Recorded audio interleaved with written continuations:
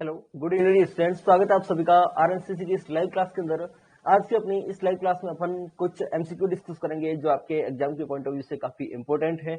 और ठीक है, बहुत सी बार ऐसे एमसीक्यू आपके डायरेक्ट एग्जाम के अंदर आए तो ठीक है ना, कुछ बेसिक से रिलेटेड है और कुछ कम्युनिटी से रिलेटेड है और कुछ दूसरी इन्फेक्शियस डिजीज वगैरह से रिलेटेड है। ठीक है ना, चलिए तो सबसे फर्स्ट क्वेश्चन आपके सामने है, silent epidemic of the country is known as, है ना।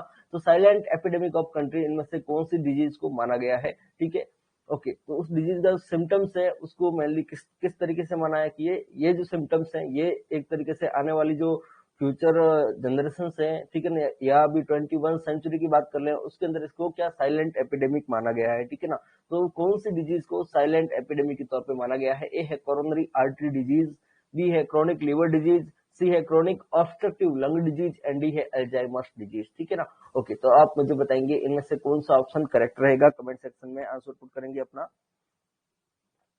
Silent epidemic of country is, क्या आंसर रहेगा बताइए।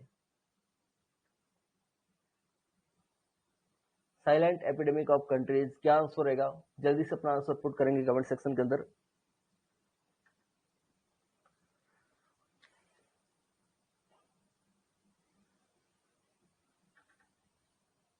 चलिए, बाहर जो बता रहे हैं ए, और कोई? Silent epidemic of the country, ठीक है। तो इसका इसका सही आंसर अपना क्या रहेगा? सही आंसर रहेगा डी, एल्जाइमर्स डिजीज, जिसमें क्या डिमेंशिया लाइक सिम्टम होंगे। ठीक है, ओके। तो डिमेंशिया जैसी कंडीशन जो भी डेवलप कराता है उसको क्या silent epidemic of the country माना गया है। ठीक है, क्योंकि ठीक है 21 सेंचुरी की बात करें, ठीक है, तो इसमें डिमेंशिया के केसेस बहुत ज्यादा देखने को मिले हैं। ठीक है, तो ये एक तरीके से ये नोटिस नहीं होती है, ये एपिडेमिक ऐसी जो नोटिस नहीं होती है, लेकिन बहुत ज्यादा क्वांटिटी के अंदर ऐसे पेशेंट अपन को मिलते हैं। ठीक है, इसलिए ऐसी डिजीज को क्या माना गया है? साइलेंट एपिडेमिक ऑफ कंट्री माना गया है। ठीक है, आंसर क्या रहेगा? एल्जाइमर्स डिजीज रहेगा। ठीक है, तो silent epidemic of country is Alzheimer's disease. ठीक है, चलिए नेक्स्ट क्वेश्चन आपके सामने है। एपिडेमियोलॉजिकल ट्रायड के बारे में मैंने आपको पढ़ाया था जब सीएचएन आपको पढ़ाई थी। तो एपिडेमियोलॉजिकल ट्रायड के अंदर इनमें से कौन सा कंपोनेंट नहीं होगा? ए है होस्ट, बी है एनवायरमेंटल फैक्टर, सी है एजेंट एंड डी है इन्वेस्टिगेटर। ठीक है, तो बेस्ट आंसर अपना क्या रहेगा? कमेंट सेक्शन में लिख के बताएंगे मुझे।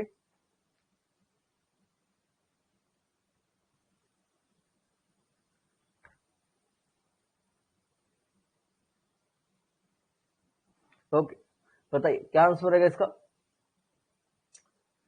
Epidemiological triad are all except, okay very good. क्या आंसर रहेगा इसके अंदर? डी आंसर रहेगा इन्वेस्टिगेटर, है ना। क्योंकि एपिडेमियोलॉजिकल ट्रायड की बात करें उसमें क्या रहेगा? एजेंट रहेगा। ठीक है, एजेंट कौन होगा? जो जिसमें डिजीज करवाने की पावर है। ठीक है, जैसे इन्फेक्शियस ऑर्गेनिज्म मान सकते हैं। ठीक है, होस्ट रहेगा जिसको डिजीज होगी। ठीक है, और थर्ड फैक्टर क्या होगा? थर्ड फैक्टर होगा इन्वायरमेंटल फैक्टर। ठीक है, ओके। तो ये कौन था? ये एजेंट था, ये होस्ट था, और अगर इन्वायरमेंटल फैक्टर नहीं हुए तो ये डिजीज नहीं करवा पाएगा। एजेंट भले ही हो, ठीक है, एजेंट भले ही हो, होस्ट भले ही हो, जब तक इन्वायरमेंटल फैक्टर का योगदान नहीं होगा ये डिजीज नहीं करवा पाएगा। ठीक है, ओके। जैसे इसका बेस्ट एग्जांपल अपन मान सकते हैं क्या? रेनी सीजन के अंदर डेंगू और मलेरिया का होना। ठीक है, जब तक इन्वायरमेंट सपोर्ट नहीं करता उस चीज को। ठीक है, डेंगू कौन करवाता है? डेंगू वायरस सही में मौजूद है, नेचर के अंदर मौजूद है, एजेंट मौजूद है, होस्ट कौन है? ह्यूमन है, मौजूद है। लेकिन इन्वायरमेंटल फैक्टर क्या हो गया?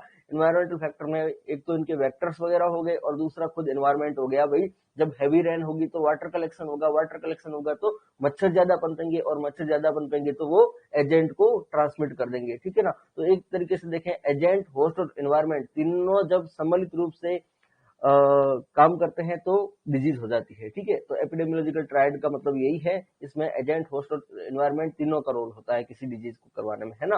ओके, तो आंसर इसमें रहेगा कि भाई एपिडेमियोलॉजिकल ट्रायड के अंदर कौन सा कंपोनेंट नहीं है? इन्वेस्टिगेटर इसमें शामिल नहीं है। ठीक है, ओके। नेक्स्ट क्वेश्चन आपके सामने है, positive agent is present but there is no transmission is known as. बहुत ही अच्छा क्वेश्चन है, क्वेश्चन की लैंग्वेज समझेंगे उसके अकॉर्डिंग अपना आंसर पुट करेंगे कमेंट सेक्शन में। क्या आंसर रहेगा इसका? ओके, गुड इवनिंग डियर, बताएंगे क्या आंसर रहेगा इसका? Positive agent is present but there is no transmission is known as. क्या आंसर रहेगा? ए है एलिमिनेशन, बी है कंट्रोल, सी है इरेडिकेशन एंड डी है होलो एंडेमिक। ठीक है, बताइए क्या आंसर रहेगा इसके अंदर? Positive agent is present but there is no transmission is known as.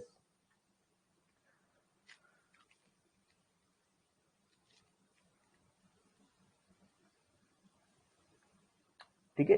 देखिए कॉजेटिव एजेंट प्रेजेंट है, मतलब क्या है यहाँ पे ये कोई भी जियोग्राफिकल एरिया मान ले या अपन कंट्री मान ले, ठीक है ना, जैसे अपन इंडिया की बात करते हैं, ठीक है, ओके, ठीक है, ये इंडिया मान लेते हैं अपन। यहाँ पे क्या है, पॉजिटिव एजेंट मौजूद है, ठीक है, एजेंट मौजूद मतलब ये क्या है, ये मान लो कोई वायरस है, ये अभी इंडिया के अंदर मौजूद है, ठीक है, पर अभी कोई ट्रांसमिशन नहीं हो रहा, मतलब यहाँ पे कोई एक्टिव केस नहीं है, नो एक्टिव केस। तो अब इस कंडीशन को क्या बोलेंगे, क्या मैं इसको इरेडिकेटेड बोल सकता हूं? इरेडिकेशन मतलब ये एजेंट ही हट गया है, एजेंट को अपन ने क्या कर दिया, इस बीमारी को जड़ से उखाड़ के फेंक दिया है, ठीक है। अब कोई, ठीक है ना, कोई भी अगर ट्रांसमिशन नहीं है तो नो एक्टिव न्यू केस है ना, नए केस नहीं आ रहे हैं इसमें, ठीक है। पुराने केस हो सकते हैं, पुराने केस हो सकते हैं जिनको पहले ट्रांसमिशन हो रखा हो, लेकिन अभी कोई एक्टिव ट्रांसमिशन नहीं है, मतलब कोई नया केस नहीं आ रहा, मतलब इंसिडेंस अभी जीरो है, नए केस नहीं आ रहे हैं, ठीक है। प्रिविलेंस हो सकती है, ऐसा कुछ इनके अंदर मेंशन करके नहीं रखा है, ठीक है। तो मतलब ये एजेंट मौजूद है लेकिन कोई नया केस नहीं आ रहा है, तो ये किसको इंडिकेट कर रहा है, ये इस डिजीज के एलिमिनेशन को इंडिकेट कर रहा है ना। अपन क्या चाहते हैं, जैसे बेस्ट एग्जांपल, अब मैं हर बार एक ही एग्जांपल बताता हूँ आपको जो अभी इंपॉर्टेंट है, टीबी है ना। तो टीबी का टारगेट अपना क्या है कि कोई भी नया एक्टिव केस ना मिले, है ना, टीबी का ट्रांसमिशन रुक जाए, अपना टारगेट यही है कि किसी भी तरीके से टीबी का ट्रांसमिशन रुक जाए और कोई नया केस अपन को ना मिले, ताकि इसका अपन एलिमिनेशन कर सके, जिसके लिए अभी प्रोग्राम चलाए जा रहे हैं, ठीक है, ओके। कंट्रोल किसे कहेंगे, कंट्रोल उसे कहेंगे भाई ये इंसिडेंस जीरो नहीं होगा, इंसिडेंस काफी हद तक कम कर देंगे, तब उसे अपन कंट्रोल बोलेंगे। जब इंसिडेंस जीरो हो जाएगा तब कंट्रोल ना बोल करके उसको एलिमिनेशन बोल देंगे, है ना, कि भाई कंट्रोल करके अपन ने पहले कितना था, पहले इंसिडेंस इसका था 70, अब इसको 5 तक ले आया, तो ये कंट्रोल हो गया है, लेकिन इसको एलिमिनेशन नहीं बोलेंगे। एलिमिनेशन कब बोलेंगे, जब पहले 17 केस आ रहे थे पर 100 के अंदर, ठीक है, अब कितने आ रहे हैं, जीरो आ रहे हैं, तो जीरो केस, नए केस नहीं आ रहे, इसका मतलब इंसिडेंस जीरो हो गया है, एलिमिनेशन कहेंगे। ओके, इरेडिकेशन कब कहेंगे, जब ना तो कोई एक्टिव केस होगा, ठीक है, और ना ही कोई ओल्ड केस होगा, कोई तरीके का कोई केस ही नहीं बचेगा इस डिजीज का, है ना। ओके, जैसे स्मॉल पॉक्स का कोई केस नहीं है, तो वो क्या है, इरेडिकेटेड है, ठीक है ना। चलिए, तो आंसर अपना क्या रहेगा, आंसर इसके अंदर रहेगा ए, एलिमिनेशन। चलिए, नेक्स्ट क्वेश्चन आपके सामने है, secondary level of prevention include all of the following except. देखिए प्रिवेंशन से रिलेटेड नॉर्थ में हर बार एक ना एक क्वेश्चन आता ही आता है, कौन से लेवल का प्रिवेंशन है, तो ऐसे क्वेश्चन के लिए आपको क्वेश्चन प्रैक्टिस करनी होगी, है ना, उससे आपका कॉन्सेप्ट बिल्ड होगा, ठीक है। तो secondary level of prevention include all of the following except, है ना। तो कितने टाइप का प्रिवेंशन होता है, प्रीमोडियल, प्राइमरी, सेकेंडरी, टर्सरी, ठीक है। अब इसमें आपको बताना है कि सेकेंडरी लेवल ऑफ प्रिवेंशन इनमें से कौन सा नहीं है। देखिए, health screening for diabetes mellitus किस में आएगा, इस हेल्थ स्क्रीनिंग कर रहे हैं किसकी, डायबिटीज मिलाइटिस की, मतलब जिसकी शुगर ज्यादा होगी वो डायग्नोस होगा। अगर शुगर ज्यादा होगी डायग्नोस होगा, इसका मतलब अपन किसको देख रहे हैं, अपन डिजीज को देख रहे हैं, जिसको डायबिटीज है उसी को अपन डायग्नोस कर रहे हैं, तो डिजीज है, उसको डिजीज है, तो वो किसमें आएगा, सेकेंडरी के अंदर आएगा। Case finding for falsified malaria, case finding for falciparum malaria, ठीक है। तो फैल्सिपुलम मलेरिया है, मतलब डिजीज मौजूद है और अपन उसको क्या कर रहे हैं, सिर्फ डायग्नोस कर रहे हैं। फर्स्ट में भी अपन क्या कर रहे हैं, डिजीज मौजूद है और उसको डायग्नोस कर रहे हैं, ठीक है। तो डायग्नोसिस एंड प्रॉम्प्ट ट्रीटमेंट, है ना, अर्ली डायग्नोसिस प्रॉम्प्ट ट्रीटमेंट, ये अपन बात करें, डायग्नोसिस करना और उसका ट्रीटमेंट करना सेकेंडरी प्रिवेंशन में आता है। डिजीज होने से रोकना प्राइमरी के अंदर आता है, और रिस्क फैक्टर को आने से रोकना प्रिमोडियल में आता है, ठीक है। रिस्क फैक्टर को ही नहीं आने देना, प्रिमोडियल। जैसे क्या कर रहा है, कोई बच्चा जन्म से ही एक्सरसाइज कर रहा है, बहुत ही अच्छी फाइबर की डाइट ले रहा है, कम लिपिड की डाइट ले रहा है, तो वो ओबिसिटी के लिए क्या कर रहा है, प्रीमोडियल प्रिवेंशन कर रहा है, ठीक है ना। ओके, अगर कोई एडल्ट एज में है और उसका वेट बढ़ गया है, लेकिन अब वो एक्सरसाइज कर रहा है, अब वो हेल्थी डाइट ले रहा है, तो वो किस में आएगा, वो प्राइमरी प्रिवेंशन में आएगा, क्योंकि उसके अंदर रिस्क फैक्टर आ गया है ओबिसिटी, अब वो इस रिस्क फैक्टर को कम करने की कोशिश कर रहा है, तो वो प्राइमरी प्रिवेंशन में आएगा। लेकिन कोई बच्चा जन्म से ही एक्सरसाइज कर रहा है, जन्म से ही ऐसी तैयारी कर रहा है जिससे उसका बीएमआई नॉर्मल लेवल में है, ठीक है, तो नॉर्मल रेंज के अंदर बीएमआई है, तो वो प्रीमोडियल प्रिवेंशन में आएगा, क्योंकि वो रिस्क फैक्टर को आने ही नहीं दे रहा है, ठीक है ना। तो ये कुछ फर्क है जो आपको पता होना चाहिए।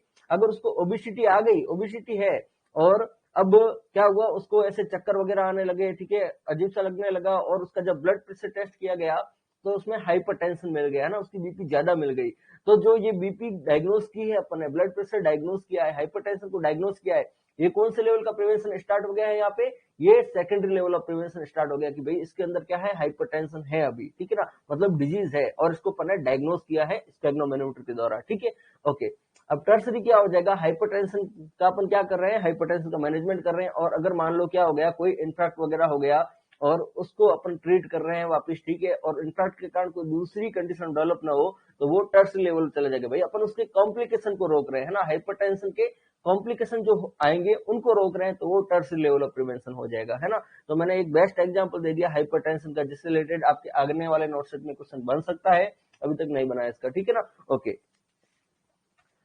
तो ऑप्शन बता रहे हो रोहितास जी, डी रहेगा, काफी स्टूडेंट का, रोहित जी का, विरोध जी, सबका आंसर डी जा रहा है, बिल्कुल सही है। रिकंस्ट्रक्टिव सर्जरी होती है ना, तो रिकंस्ट्रक्टिव किसमें आएगी, देखिए पापा ने सी डिस्कस नहीं किया था, रिकंस्ट्रक्टिव किसमें आएगी, डी वाले की बात कर रहे हैं, तो पहले आपने आंसर बताया है, रिकंस्ट्रक्टिव सर्जरी किसमें आती है, टर्सरी में आती है ना।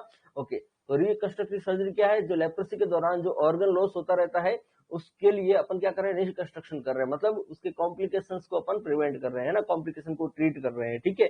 ओके, तो ये कंडीशन कौन सी होगी, ये टर्सरी लेवल ऑफ प्रिवेंशन है, जो कॉम्प्लिकेशन आ रहे हैं उनको अपन ट्रीट कर रहे हैं, उनके साथ अपन टैकल कर रहे हैं, ठीक है। ओके, तो आंसर अपना डी सही रहेगा।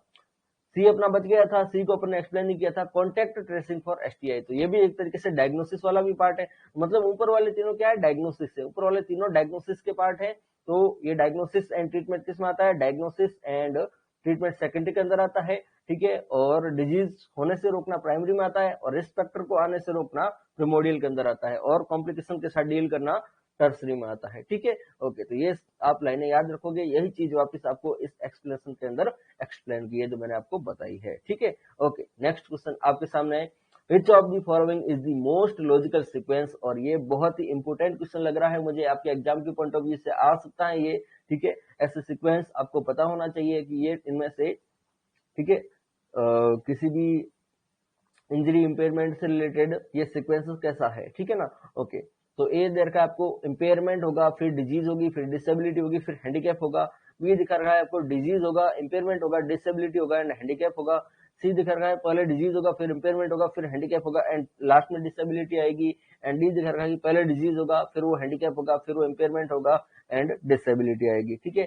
तो करेक्ट सीक्वेंस क्या होगा, सबसे पहले कोई डिजीज आएगी या इवेंट होगा, इवेंट के कारण क्या होगा, इंपेयरमेंट होगा, इंपेयरमेंट के कारण वो कोई फंक्शन नहीं कर पाएगा जो नॉर्मल वो ऑर्गन कर पा रहा था, तो वो इसके लिए डिसेबल हो गया, और इस डिसेबिलिटी के कारण उसे क्या हो गया, उसे लॉस हो गया, ठीक है, जो सोशल लॉस हो गया उसको, तो वो क्या कहलाएगा, हैंडीकैप कहलाएगा, है ना। तो बी बिल्कुल इसके अंदर सही रहेगा, सबका सही आंसर है इसमें, ठीक है ना। ओके, तो देखिए इन सब चीजों को आपके सामने वापस से एक्सप्लेन कर दिया है, डब्ल्यूएचओ ने क्या बताया है, डिजीज किसे कहेंगे, इवेंट किसे कहेंगे, any abnormal condition of an organism that impairs function, है ना। तो फंक्शन किसी इवेंट के कारण जो फंक्शन इम्पेयर हो गया है, ठीक है, तो वो क्या कहलाएगा, डिजीज में आएगा। इम्पेयरमेंट में क्या हो गया, अब जो ये ऑर्गन जो नॉर्मल फंक्शन कर रहा था अब ये फंक्शन नहीं हो पा रहा है, तो ये इसका इम्पेयरमेंट हो गया, है ना। एनी लॉस और एबनॉर्मिटी ऑफ साइकोलॉजिकल, है ना, सिर्फ ऑर्गन का कट होना इसके अंदर नहीं है, मानसिक रूप से भी कोई प्रताड़ित है, ठीक है, मानसिक बीमारी चल रही है, साइकोलॉजिकल उसकी बीमारी चल रही है, तो वो भी एक तरीके का इम्पेयरमेंट है ना। एनी लॉस और abnormality of psychological, physiological and anatomical structure और फंक्शन, है ना। ओके, तो इसको क्या कहेंगे, इम्पेयरमेंट कहेंगे, ठीक है।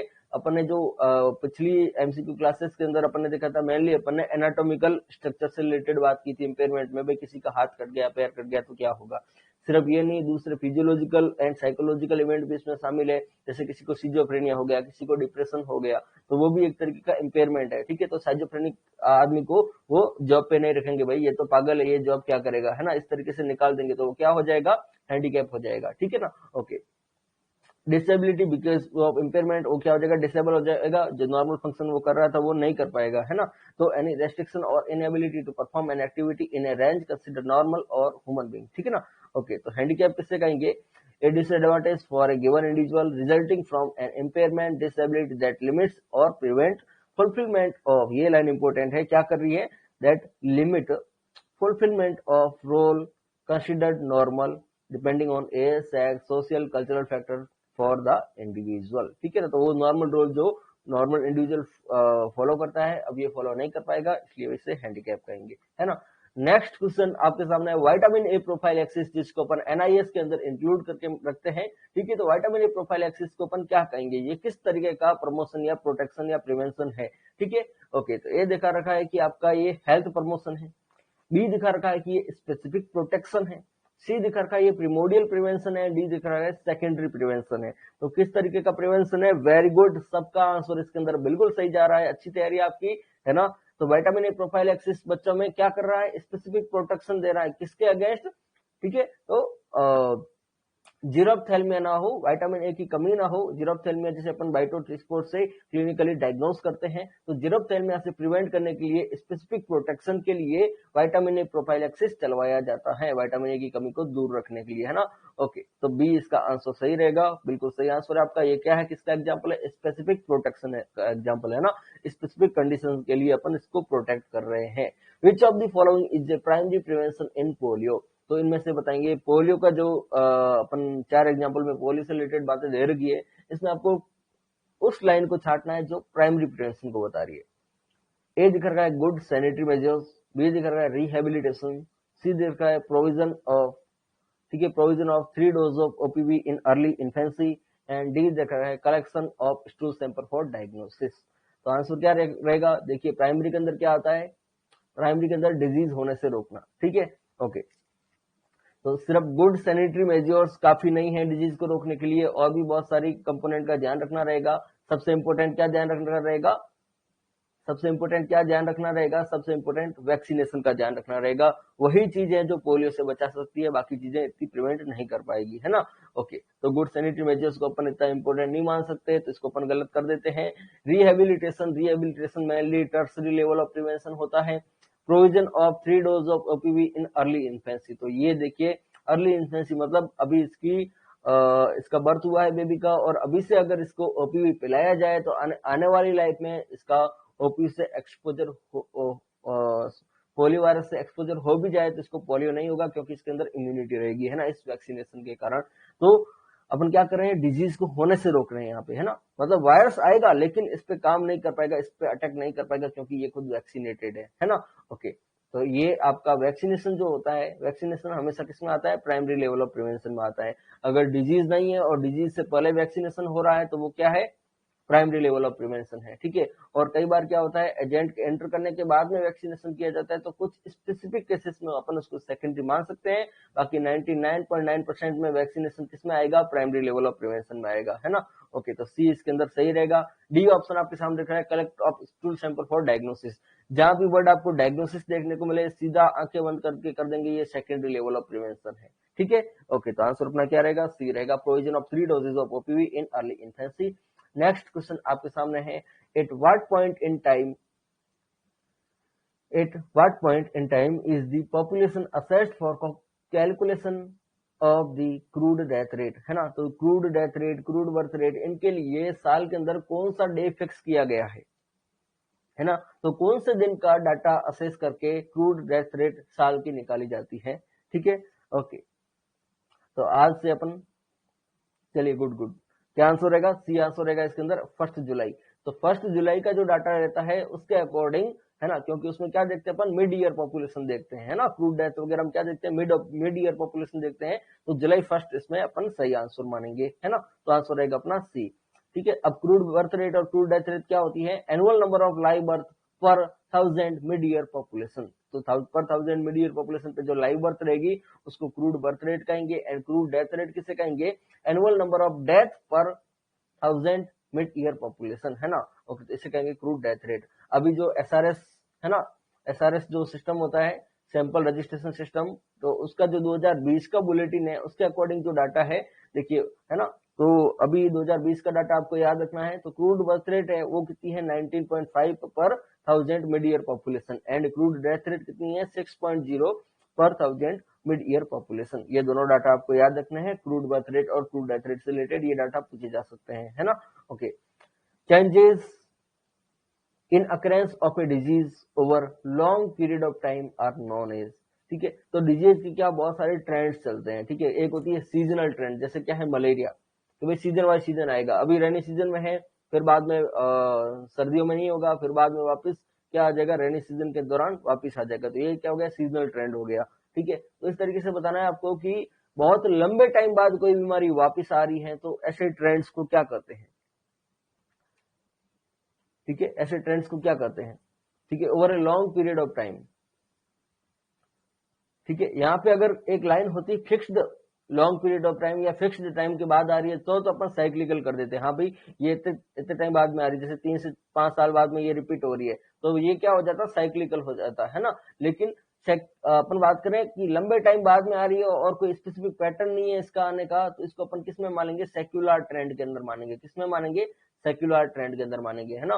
एपिडेमिक्स किसे कहेंगे, sudden rise in number of the cases in, ठीक है, मोर देन 2 कंट्रीज। ठीक है, तो उसको एपिडेमिक्स कहेंगे। लेकिन देखिए एपिडेमिक्स गलत हो गया क्योंकि ये टाइम से रिलेटेड है।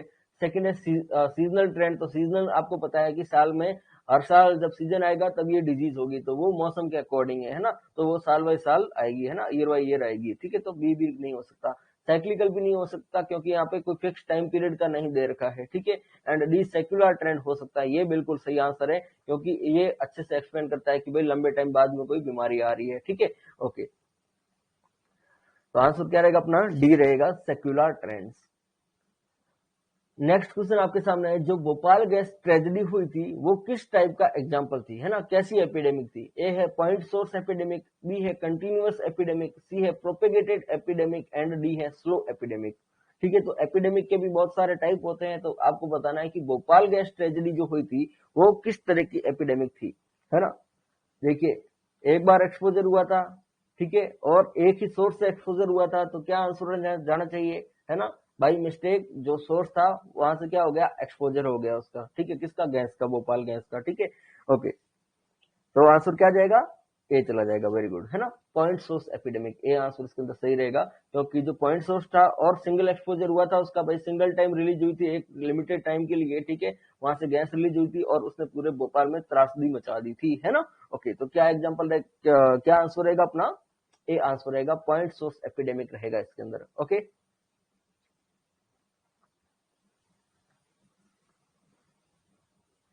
चलिए, तो आंसर अपना रहेगा पॉइंट सोर्स एपिडेमिक। ठीक है, कंटिन्यूअस मतलब कंटिन्यूअस एपिडेमिक किसे कहते हैं अपन, कि उसका कंटिन्यूअस एक्सपोजर हो रहा है ना, तो पॉइंट सोर्स कंटिन्यूअस भी हो सकता है। ठीक है ना, ओके, तो मतलब क्या हो गया, इस एक ही सोर्स से बार बार कंटिन्यूअसली एक्सपोजर हो रहा है तो इसे कंटिन्यूअस कह सकते हैं। प्रोपेगेटेड मतलब ये कंटिन्यूअसली बढ़ता ही जा रहा है, ठीक है, रुक ही नहीं रहा है, बढ़ता ही जा रहा है, तो इसे प्रोपेगेटेड कहेंगे, है ना, कंटिन्यू लगातार बढ़ता ही रह रहा है। ठीक है, तो इसे प्रोपेगेटेड कहेंगे। एंड स्लो मतलब क्या है कि टाइम टाइम के हिसाब से धीरे धीरे स्लो हो रहा है। ठीक है ना, ओके, तो मैंने आपको इसमें आंसर पे ध्यान देना है, क्या रहेगा अपना, पॉइंट सोर्स एपिडेमिक इसका आंसर रहेगा। नेक्स्ट क्वेश्चन बहुत ही अच्छा क्वेश्चन है और ये एग्जाम के अंदर बहुत कॉमनली पूछे जाने वाला क्वेश्चन है कि फूड पॉइजनिंग जो होती है वो किस टाइप का एग्जाम्पल है ना।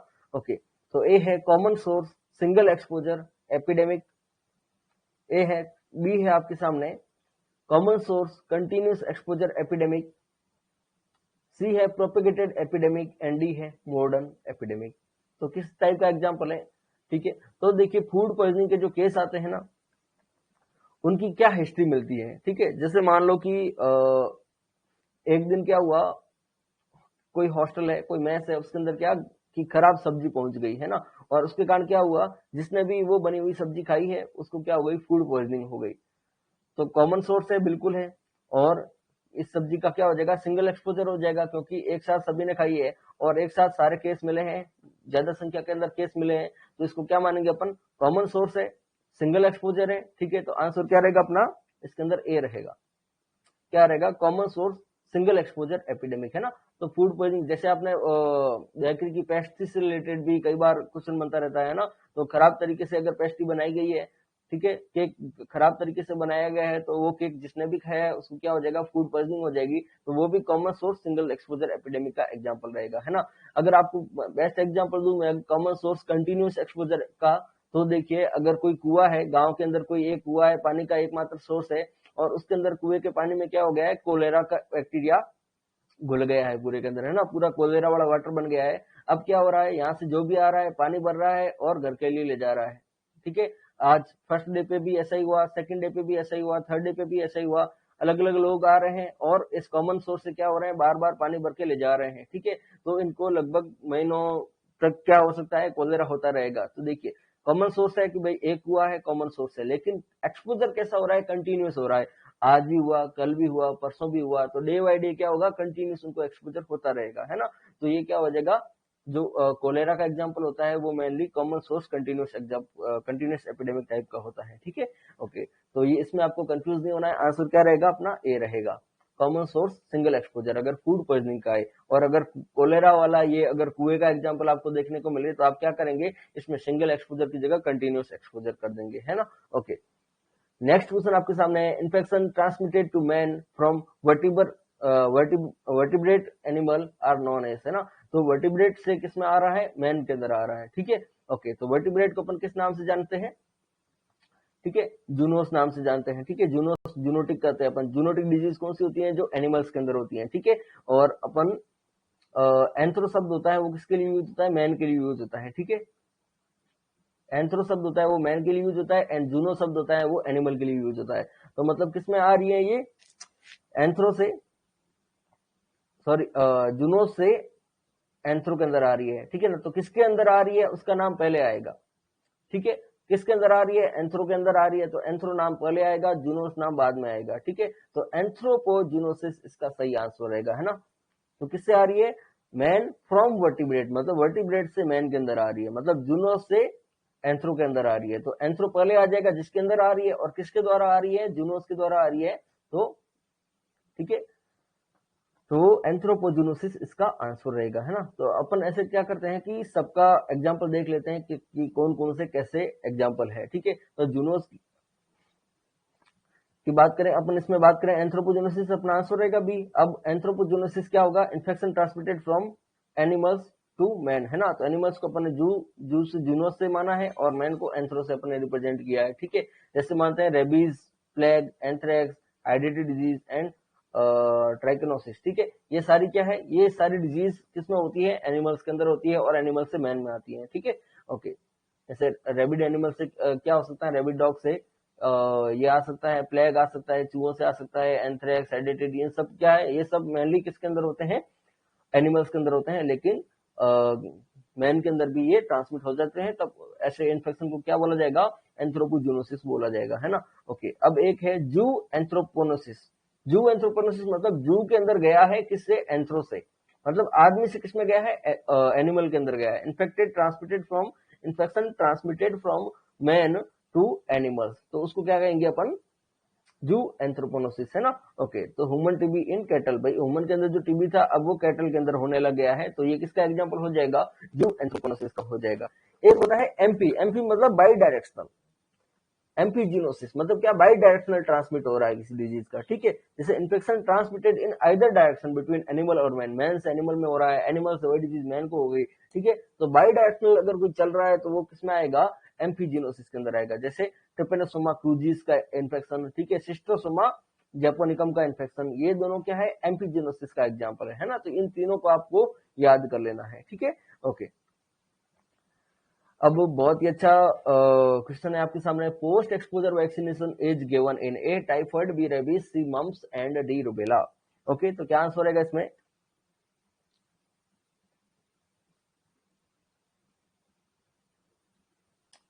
पोस्ट एक्सपोजर वैक्सीनेशन, भाई एक्सपोजर हो गया है, एक्सपोजर हो गया है उसके बाद में वैक्सीनेशन हो रहा है, तो इसका आंसर क्या रहेगा, ए है टाइफाइड, बी है रेबीज, सी है मम्स एंड डी है रूबेला। तो आंसर इसका क्या रहेगा,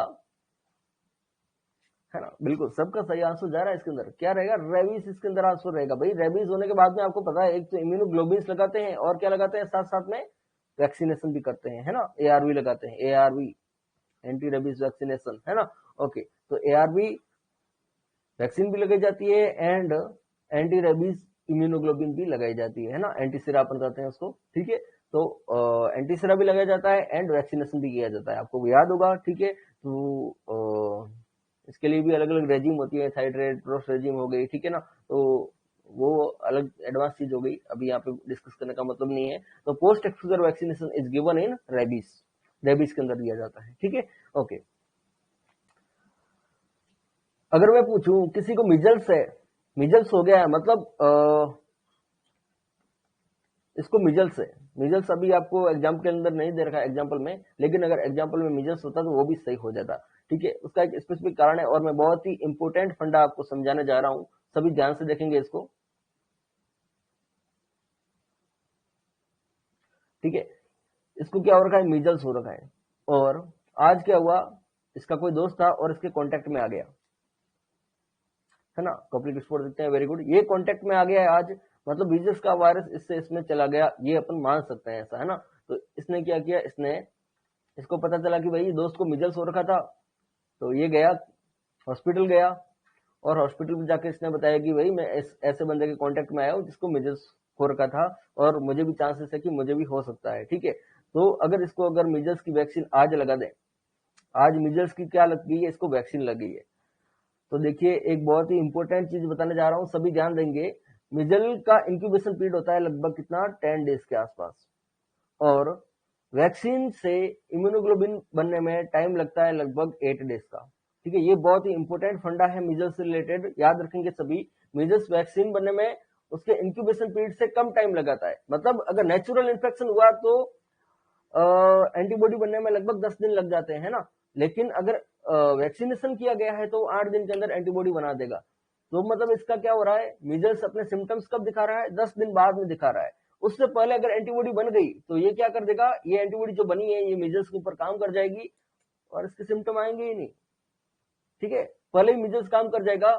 और इसी कारण, इसी कॉन्सेप्ट के पीछे जब कोई एपिडेमिक्स होती है उसमें मीजल्स होने के चांसेस रहते हैं तो वहां पे मीजल्स का वैक्सीनेशन किया जाता है। ठीक है ना, तो उसके पीछे रीजन यही है कि ये इंक्यूबेशन पीरियड से पहले क्या कर देता है उस बॉडी के अंदर, ठीक है, उस आदमी के अंदर क्या कर देता है, ये इम्यूनोग्लोबिन बना देता है वैक्सीनेशन के कारण, है ना। इसकी एफिकेसी बहुत अच्छी होती है मीजल्स वैक्सीन की। तो उसका यही फंडा है कि इंक्यूबेशन पीरियड जो होता है नॉर्मल, उससे कम टाइम लेता है ये इम्यूनोग्लोबिन डेवलप करवाने में। ठीक है, ओके। तो पोस्ट एक्सपोजर वैक्सीनेशन अपन मीजल्स में भी दे सकते हैं, ठीक है, और रेबीज के अंदर भी दे सकते हैं। आंसर अपना बी रहेगा, क्योंकि मीजल्स ऑप्शन में नहीं था। ओके, सब clinical infection is not seen in, बहुत ही अच्छा क्वेश्चन है ये। सब क्लिनिकल इन्फेक्शन किसमें नहीं दिखेगा, ठीक है। तो ए है रेबीज, बी है एड्स, सी है पोलियो, डी है हेपेटाइटिस ए। तो सब क्लिनिकल इन्फेक्शन क्या होगा, जिसके अंदर इन्फेक्शन एजेंट तो होगा लेकिन डिजीज नहीं होगी। ठीक है, वो अपने डिजीज सिम्टम शो ही नहीं करेगी, सब क्लिनिकल लेवल पे रहेगा वो। ठीक है, आंसर क्या रहेगा, rabies, AIDS, polio, hepatitis A. Hepatitis A symptomatic तौर पे रह सकता है, सब क्लिनिकल रह सकता है, बिल्कुल रह सकता है। पोलियो भी रह सकता है बिल्कुल। एड्स के रहते हैं, एड्स के मैक्सिमम हिडन केसेस रहते हैं और बाद में वो ठीक है, एक काफी टाइम बाद में, एक गैप के बाद में जब इम्यून सिस्टम कमजोर होना शुरू होता है तब सिम्टम दिखाना शुरू करता है। ठीक है, ओके। तो आंसर इसके अंदर क्या रहेगा, आंसर इसके अंदर ए रहेगा, रेबीज। जब भी देखिए रेबीज क्या 100% फैटल डिजीज है, अगर इसका वैक्सीनेशन ट्रीटमेंट नहीं हुआ तो डेथ फिक्स है इसके अंदर। अगर किसी के अंदर रेबीज का रेबडोवायरस एंटर कर गया है और उसने ट्रीटमेंट नहीं लिया है तो ये 100% फैटल डिजीज है, ये रेबीज करवाएगा ही करवाएगा और उसके कारण डेथ भी फिक्स है। ठीक है, ओके। अगर इसको टाइम पे ट्रीट कर दिया तो इसको रिवर्स भी कर सकते हैं, जो अंदर वायरस आया है उसको अपन डिस्ट्रॉय भी कर सकते हैं ट्रीटमेंट के द्वारा। ठीक है ना, तो ये चीज रेबीज के बारे में याद रखेंगे। सब क्लिनिकल इन्फेक्शन किसमें नहीं दिखते, रेबीज के अंदर नहीं दिखते, आंसर ए रहेगा। नेक्स्ट क्वेश्चन है, hospital acquired infection are called as, hospital acquired infection को किस नाम से जाना जाता है। ठीक है, ए है एम्पोरियाट्रिक इन्फेक्शन, बी है नोजोकोमियल इन्फेक्शन, सी है आइट्रोजेनिक इन्फेक्शन एंड डी है एपोमाइटिक इन्फेक्शन। ठीक है, ओके। तो आंसर क्या रहेगा इसके अंदर, हॉस्पिटल एक्वायर्ड इन्फेक्शन को क्या कहेंगे, बड़ा ही सिंपल क्वेश्चन है, क्या नाम से जानते हैं, किस नाम से जानते हैं, नोजोकोमियल इन्फेक्शन नाम से जाना जाता है। ऑप्शन अपना बी सही रहेगा इसके अंदर। ठीक है, तो इसमें कुछ नहीं, सिंपल आपको याद रखना है, नोजोकोमियल इन्फेक्शन कहा जाता है हॉस्पिटल एक्वायर्ड इन्फेक्शन को। ठीक है, ओके। अब ये अच्छा क्वेश्चन है और आज की क्लास का सबसे लास्ट क्वेश्चन है, disease imported in country which was not otherwise present. ठीक है, मतलब इस कंट्री के अंदर पहले ये डिजीज नहीं थी लेकिन अब बाहर से आई है, तो ऐसी डिजीज को क्या बोला जाएगा, क्या नाम दिया जाता है ऐसी डिजीज को। ए है इपोर्निटिक डिजीज, बी है जूनोटिक डिजीज, सी है एक्जोटिक डिजीज एंड डी है एपिजोटिक डिजीज। ठीक है, तो क्या रहेगा, एक्जोटिक है। ये इस कंट्री के लिए, ये जो डिजीज अभी नई नई प्रवेश की है, ये इस कंट्री के लिए क्या है, एक्जोटिक है ना, बाहर से आई है। सी ऑप्शन इसके अंदर सही रहेगा, एक्जोटिक डिजीज। ठीक है, तो आज का ये जो एमसीक्यू सेशन था वो अपन यहीं पे एंड करते हैं। आगे का जो रहेगा वो अपन नेक्स्ट क्लास में डिस्कस करेंगे। Thank you.